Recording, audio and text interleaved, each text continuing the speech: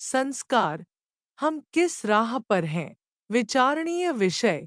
4 महीने बीत चुके थे, बल्कि 10 दिन ऊपर हो गए थे, किंतु बड़े भैया की ओर से अभी तक कोई खबर नहीं आई थी कि वह पापा को लेने कब आएंगे। यह कोई पहली बार नहीं था कि बड़े भैया ने ऐसा किया हो। हर बार उनका ऐसा ही रवैया रहता है जब भी पापा को रखने की उनकी बारी आती है। वह समस्याओं से गुजरने लगते हैं। कभी भाभी की तबीयत खराब हो जाती है, कभी ऑफिस का काम बढ़ जाता है और उनकी छुट्टी कैंसिल हो जाती है। विवश होकर मुझे ही पापा को छोड़ने मुंबई जाना पड़ता है। हमेशा की तरह इस बार भी पापा की जाने की इच्छा नहीं थी, किंतु मैंने इस ओर ध्यान नहीं दिया और उनका व अपना मुंबई का रिजर्वेशन करवा लिया। दिल्ली मुंबई राजधानी एक्सप्रेस अपने टाइम पर थी। सेकंड एसी की निचली बर्थ पर पापा को बैठाकर सामने की बर्थ पर मैं भी बैठ गया। साथ वाली सीट पर एक सज्जन पहले से विराजमान थे, बाकी बर्थ खाली थीं। कुछ ही देर में ट्रेन चल पड़ी।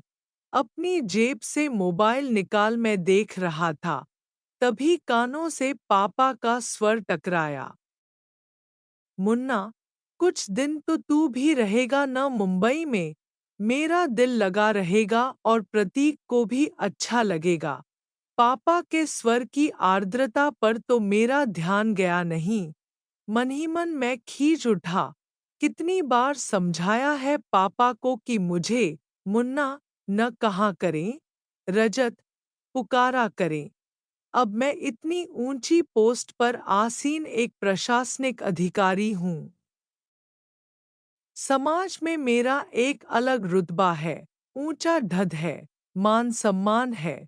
बगल की सीट पर बैठा व्यक्ति मुन्ना शब्द सुनकर मुझे एक सामान्य सा व्यक्ति समझ रहा होगा। मैं तनिक जोर से बोला, पापा, परसों मेरी गवर्नर के साथ मीटिंग है, मैं मुंबई में कैसे रुक सकता हूँ? पापा के चेहरे पर निराशा की बदलियां छा गईं। मैं उनसे कुछ कहता, तभी मेरा मोबाइल बज उठा। ऋतु का फोन था। भर्राए स्वर में वह कह रही थी, पापा ठीक से बैठ गए ना? हाँ हाँ बैठ गए हैं। गाड़ी भी चल पड़ी है। देखो, पापा का ध्यान रखना। रात में मेडिसिन दे देना। भाभी को भी सब अच्छी तरह समझाकर आना। पापा को वहाँ कोई तकलीफ नहीं होनी चाहिए, नहीं होगी। मैंने फोन काट दिया। ऋतु का फोन था ना, मेरी चिंता कर रही होगी। पापा के चेहरे पर वात्सल्य उमड़ आया था। रात में खाना खाकर पापा सो गए। थोड़ी देर में गाड़ी कोटा स्टेशन पर रुकी और यात्रियों के शोरगुल से हड़कंप सा मच गया। तभी कंपार्टमेंट का दरवाजा खोलकर जो व्यक्ति अंदर आया, उसे देख मुझे बेहद आश्चर्य हुआ। मैं तो सोच भी नहीं सकता था कि रमाशंकर से इस तरह ट्रेन में मुलाकात होगी। एक समय रमाशंकर मेरा पड़ोसी और सहपाठी था।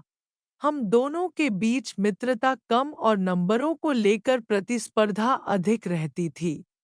हम दोनों ही मेहनती और बुद्धिमान थे, किंतु न जाने क्या बात थी कि मैं चाहे कितना भी परिश्रम क्यों न कर लूं, बाजी सदैव रमाशंकर के हाथ लगती थी। शायद मेरी ही एकाग्रता में कमी थी। कुछ समय पश्चात पापा ने शहर के पॉश एरिया में मकान बनवा लिया। मैंने कॉलेज चेंज कर लिया और इस तरह रमाशंकर और मेरा साथ छूट गया। 2 माह पूर्व एक सुबह मैं अपने ऑफिस पहुंचा। कॉरिडोर में मुझसे मिलने के लिए काफी लोग बैठे हुए थे। बिना उनकी ओर नजर उठाए मैं अपने केबिन की ओर बढ़ रहा था। यकायक एक व्यक्ति मेरे सम्मुख आया और प्रसन्नता के अतिरेक में मेरे गले लग गया। रजत यार, तू कितना बड़ा आदमी बन गया। पहचाना मुझे? मैं रमाशंकर। मैं सकपका गया।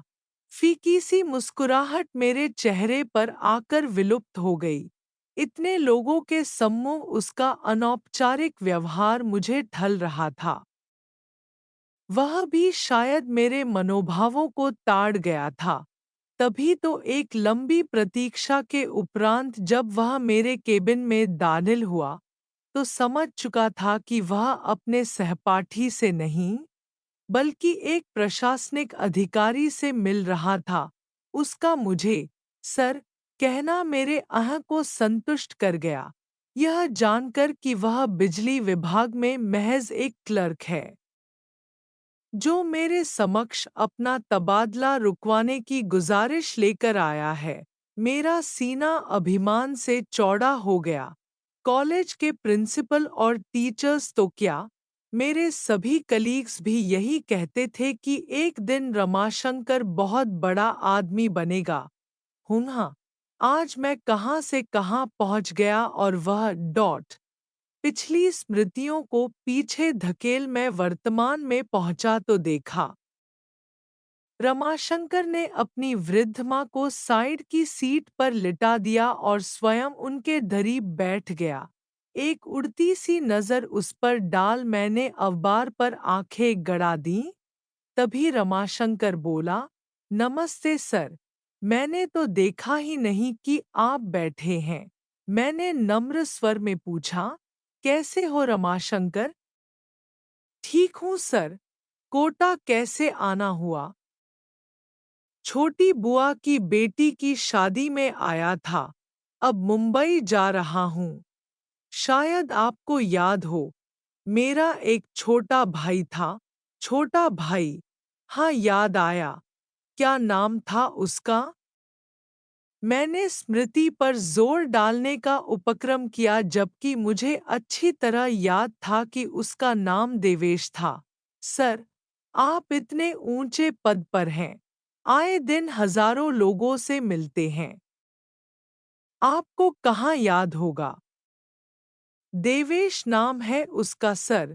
पता नहीं उसने मुझ पर व्यंग्य किया था या साधारण रूप से कहा था। फिर भी मेरी गर्दन कुछ तनसी गई।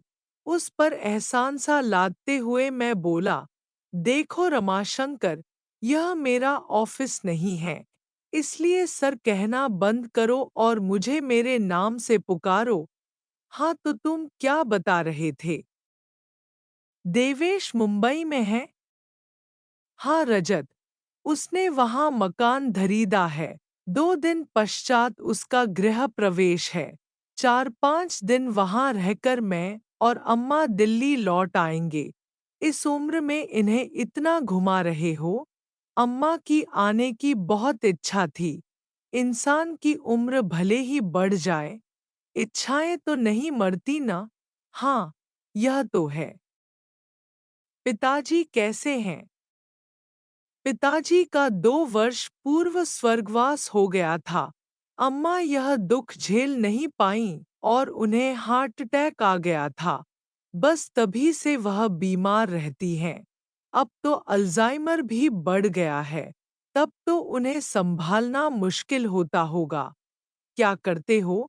6-6 महीने दोनों भाई रखते होंगे। ऐसा पूछकर मैं शायद अपने मन को तसल्ली दे रहा था। आशा के विपरीत रमाशंकर बोला, नहीं नहीं, मैं तो ऐसा सोच भी नहीं सकता। अम्मा शुरू से दिल्ली में रही हैं। उनका कहीं और मन लगना मुश्किल है। मैं नहीं चाहता इस उम्र में उनकी स्थिति पेंडुलम जैसी हो जाए, कभी इधर तो कभी उधर। कितनी पीड़ा होगी उन्हें यह देखकर कि पिताजी के जाते ही उनका कोई घर ही नहीं रहा। वह हम पर बोझ हैं। मैं मुस्कुराया, रमाशंकर, इंसान को थोड़ा व्यावहारिक भी होना चाहिए। जीवन में सिर्फ भावुकता से काम नहीं चलता है। अक्सर इंसान दायित्व उठाते उठाते थक जाता है और तब ये विचार मन को उद्वेलित करने लगते हैं कि अकेले हम ही क्यों माँ बाप की सेवा करें, दूसरा क्यों न करे। पता नहीं रजत, मैं जरा पुराने विचारों का इंसान हूँ। मेरा तो यह मानना है कि हर इंसान की करनी उसके साथ है। कोई भी काम मुश्किल तभी लगता है जब उसे बोझ समझकर किया जाए। माँ-बाप क्या कभी अपने बच्चों को बोझ समझते हैं? आधे अधूरे कर्तव्यों में कभी आस्था नहीं होती रजत, मात्र औपचारिकता होती है। और सबसे बड़ी बात, जाने अनजाने हमारे कर्म ही तो संस्कार बनकर हमारे बच्चों के द्वारा हमारे सम्मुख आते हैं। समय रहते यह छोटी सी बात इंसान की समझ में आ जाए तो उसका बुढ़ापा भी संवर जाए। रमाशंकर की बातें मेरे दिलोदिमाग में हथौड़े बरसा रही थी। इतने वर्षों से संचित किया हुआ अभिमान पल भर में चूर-चूर हो गया था। प्रशासनिक परीक्षा की तैयारी के लिए इतनी मोटी-मोटी किताबें पढ़ता रहा, किंतु पापा के मन की संवेदनाओं को, उनके हृदय की पीड़ा को नहीं पढ़ सका। क्या इतना बड़ा मुदाम मैंने सिर्फ अपनी मेहनत के बल पर पाया है? नहीं, इसके पीछे पापा मम्मी की वर्षों की तपस्या निहित है। आखिर उन्होंने ही तो मेरी आंखों को सपने देखने सिखाए, जीवन में कुछ कर दिखाने की प्रेरणा दी। रात्रि में जब मैं देर तक पढ़ता था तो पापा भी मेरे साथ जागते थे कि कहीं मुझे नींद न आ जाए। मेरे इस लक्ष्य को हासिल करने में पापा हर कदम पर मेरे साथ रहे, और आज जब पापा को मेरे साथ की जरूरत है तो मैं व्यावहारिकता का सहारा ले रहा हूँ। 2 वर्ष पूर्व की स्मृति मन पर दस्तक दे रही थी। सीवियर हार्ट अटैक आने के बाद मम्मी बीमार रहने लगी थीं।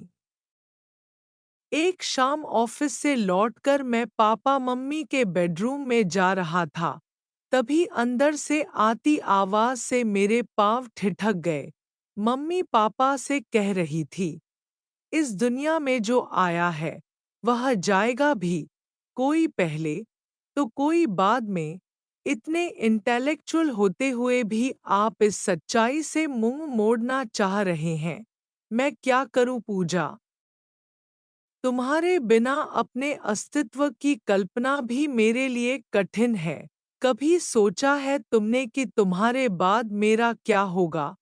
पापा का कंठ अवरुद्ध हो गया था, किंतु मम्मी तनिक भी विचलित नहीं हुई और शांत स्वर में बोली थी, आपकी तरफ से तो मैं पूरी तरह से निश्चिंत हूँ। रजत और ऋतु आपका बहुत ख्याल रखेंगे।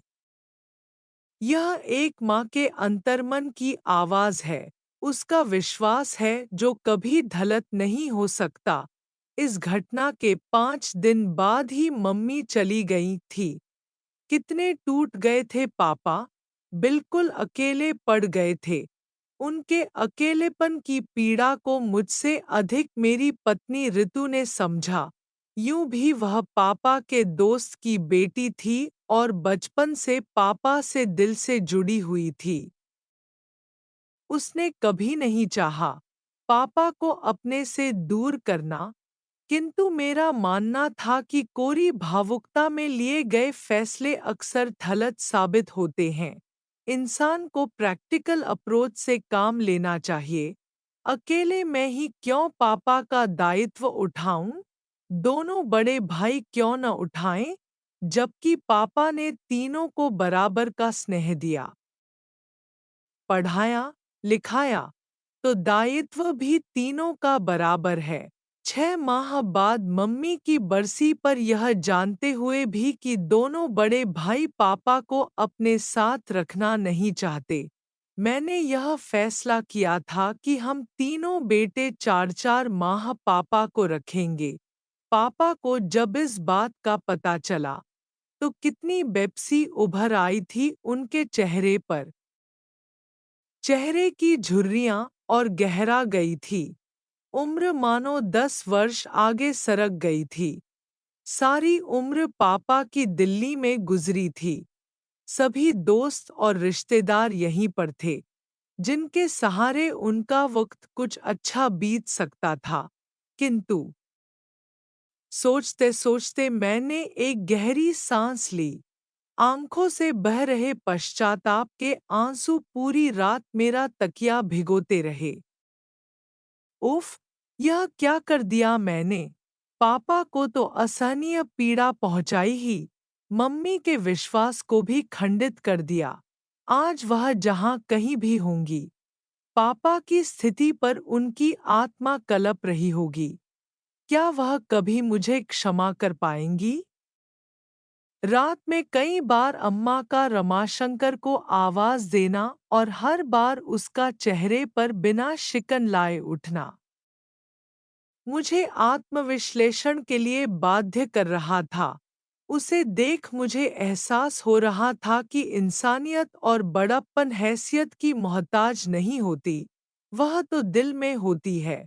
अचानक मुझे एहसास हुआ, मेरे और रमाशंकर के बीच आज भी इंसानियत की प्रतिस्पर्धा जारी है, जिसमें आज भी वह मुझसे बाजी मार ले गया था, पद भले ही मेरा बड़ा था। किंतु रमाशंकर का दर्द मुझसे बहुत ऊंचा था। गाड़ी मुंबई सेंट्रल पर रुकी, तो मैं रमाशंकर के करीब पहुंचा।